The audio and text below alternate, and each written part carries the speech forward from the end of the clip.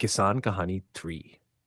एक काल्पनिक कहानी है जो ग्रामीण भारत के एक छोटे से गांव में रहने वाले एक किसान के जीवन पर आधारित है।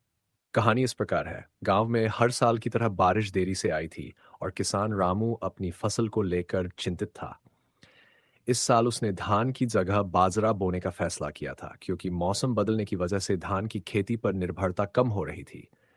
बाजरा सूखे में भी उग सकता है और यह उसे अपने परिवार के लिए सुरक्षा का आभास देता था। खेत में किया और मेहनत के साथ उसे सफलता भी मिली। कुछ महीनों बाद उसकी बाजरे की फसल लहलहा रही थी। पूरे गांव में उसकी चर्चा हो रही थी कि कैसे उसने कम पानी में अच्छी फसल उगाई। गांव के दूसरे किसान भी अब उससे सलाह लेने आने लगे।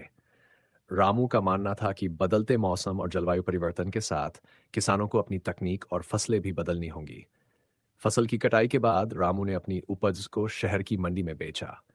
इस बार उसे अच्छी कीमत मिली और वह अपने परिवार के लिए कुछ बचत भी कर पाया।